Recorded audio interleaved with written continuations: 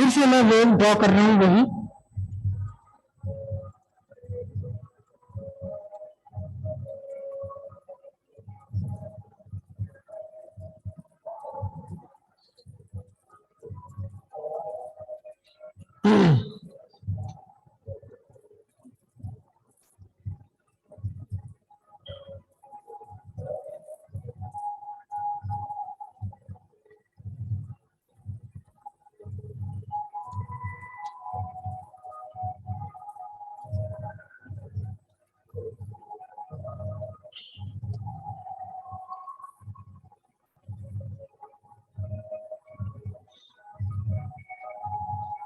ये zero particle है। Okay, अच्छा इससे पहले हम एक छोटी सी डेफिनेशन फिर से डिस्कस कर लें, कल वाली डेफिनेशन या पहले वाली डेफिनेशन, जिसे हम कहते थे वेवलेंथ। वेवलेंथ लैम्डा, पहले तो हमने कहा था distance travelled by wave in one time period, है ना। लेकिन एक्चुअल इसकी डेफिनेशन क्या होती है, एक्चुअल क्या डेफिनेशन है, यहां से लेकर आते हैं। मैं इन पार्टिकल्स को नंबर दे रहा हूं, जीरो पार्टिकल, ये पार्टिकल, वन पार्टिकल, ये पार्टिकल टू, ये वाला पार्टिकल थ्री, ये पार्टिकल फोर, ये फाइव, ये पार्टिकल सिक्स, ये वाला सेवन, ये eight, nine, 10, 11, 12 and so on. Correct. देखना मेरा ध्यान से, अगर आप फिफ्थ पार्टिकल देखें, ये हमने जो वेव बनाई है, वेव पिक्चर बनाई है, वेव बनाई है, ये कब बनाई है, एट टाइम टी। एक लहर चल रही थी, मैंने फोटो खींच लिया, तो ये भी टाइम टी पर है पोजीशन। पार्टिकल वन कहाँ है, यहाँ है टाइम टी पर। पार्टिकल टू यहाँ है टाइम टी पर। पार्टिकल थ्री कहाँ है, टाइम टी पर है। सारे के सारे एक ही इंस्टेंट पर है, ठीक है। तो टाइम टी पर एट द सेम इंस्टेंट, अगर आप इसे देखो, ये फिफ्थ पार्टिकल है, at same instant T, at same instant T, time T पर फिफ्थ पार्टिकल कहां है,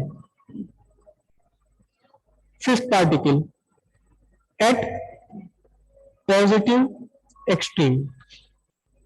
अगर आप देखें नाइन्थ पार्टिकल कहां है, नाइन्थ पार्टिकल एट इस positive extreme.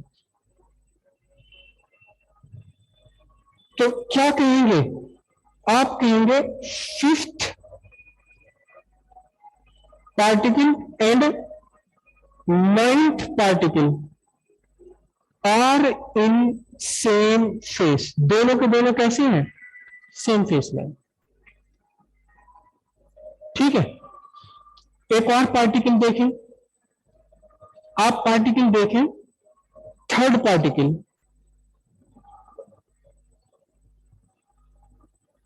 Eight same instant T.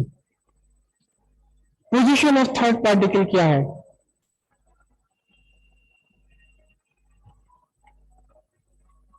Third particle is at negative extreme. Third particle कहां पे, नेगेटिव एक्सट्रीम पर। सेवेंथ पार्टिकल देखें तो ये भी अपनी कहां है, नेगेटिव एक्सट्रीम पर है। सेवेंथ पार्टिकल कहां है, अगेन नेगेटिव एक्सट्रीम। तो आप क्या कहेंगे, दोनों की देखिए ध्यान से, पोजीशन भी सेम है और मोशन भी सेम है। मोशन क्यों सेम है कि जब थर्ड पार्टिकल नेगेटिव एक्सट्रीम पर है तो अब ये कहां है, टुवर्ड्स मीन पोजीशन जाने की टेंडेंसी में। सेवन पार्टिकल नेगेटिव एक्सट्रीम पर है तो कहां जाने की एक्सट्रीम पर है, टुवर्ड्स। दोनों का मोशन भी सेम है, दोनों की पोजीशन भी सेम है, तो आप क्या कहेंगे, आप कहते हैं कि third particle and seventh particle are in same phase, they are in same phase of vibration. ठीक है, एक पेयर और लेते हैं, एक पेयर और समझते हैं। Fourth particle and eighth particle. Fourth particle कहाँ है? मीन पोजीशन पर। एट्थ पार्टिकल कहाँ है? मीन पोजीशन पर है। ठीक है,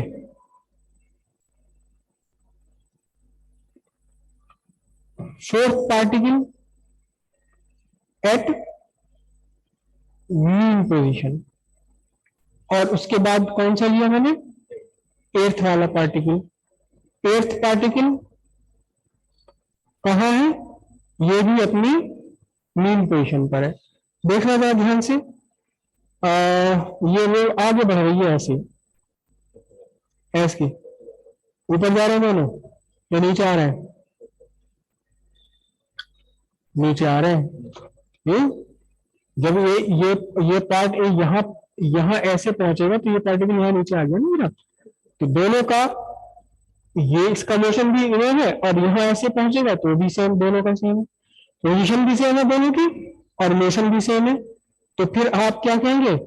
आप कहेंगे fourth and eighth particle, fourth and eighth particle are in same phase. दोनों के दोनों कैसे हैं? सेम फेस में। क्लियर है बात? बस कोई भी दो पार्टिकल जो सेम फेस ऑफ वाइब्रेशन में है, ये दोनों पार्टिकल कौन से? Fifth and ninth. ये दोनों पार्टिकल कौन सा पार्टिकल? Seventh and third. ये दोनों पार्टिकल फोर्थ एंड एट्थ। इन दो पार्टिकल्स के बीच का डिस्टेंस होता है wavelength.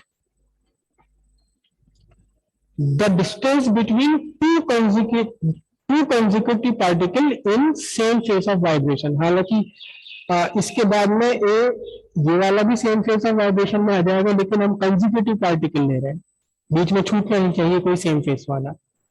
Distance between two consecutive particles in same phase of vibration is equal to wavelength. ये वेवलेंथ की रियल डेफिनेशन है। क्लियर होगा? तो क्या कहेंगे इसे? हम इसे लिखेंगे क्या? डिस्टेंस बिटवीन टू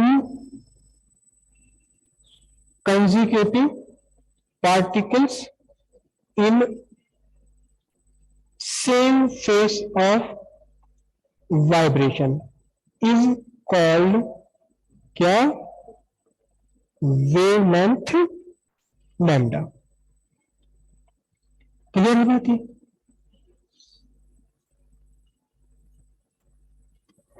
अगर ये ट्रांसवर्स वेव है तो एक क्रस्ट से कंसेक्यूटिव क्रस्ट के बीच का डिस्टेंस वेवलेंथ है, एक ट्रफ से कंसेक्यूटिव ट्रफ के बीच का डिस्टेंस भी वेवलेंथ है। और अगर यही वेव अगर अगर ये वेव है कैसी? Transverse wave. तो ट्रांसवर्स वेव में क्या है? डिस्टेंस बिटवीन कंसेक्यूटिव क्रस्ट्स और डिस्टेंस बिटवीन कंसेक्यूटिव व ट्रफ्स, ये वेवलेंथ है। लेकिन अगर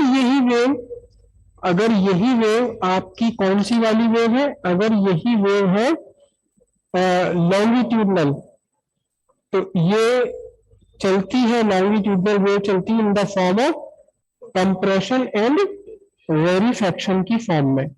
कहीं स्प्रिंग के छल्ले पास पास है अपने नॉर्मल से, कहीं स्प्रिंग के छल्ले दूर दूर है अपने नॉर्मल से। ये चलती है किसकी फॉर्म में? चलती है कंप्रेशन रेरिफैक्शन की। Compression compression compression compression compression, यहाँ ये कंप्रेशन होगा यहाँ, और बीच बीच में क्या है? बीच बीच में ये रेरिफैक्शन रेरिफैक्शन रेरिफैक्शन रेरिफैक्शन रेरिफैक्शन। तो between any two consecutive compression भी वेवलेंथ है, बिटवीन एनी टू रेरिफैक्शन भी क्या है? वेवलेंथ है। इस कंप्रेशन से इस कंप्रेशन तक भी ले सकते हो आप, इस रेरिफिकेशन से इस रेरिफिकेशन तक भी ले सकते हो। तो ये क्या बना, लॉन्गिट्यूडिनल वेव में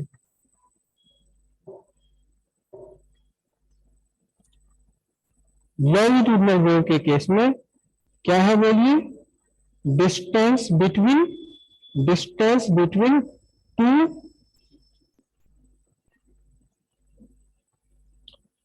कंसेक्यूटिव कंप्रेशंस और कंसेक्यूटिव रेरिफिकेशन, ये किसके इक्वल होती है, ये वेवलेंथ लैम्डा के इक्वल होती है। यहां तक की बात समझ आई, पक्का एकदम, ओके।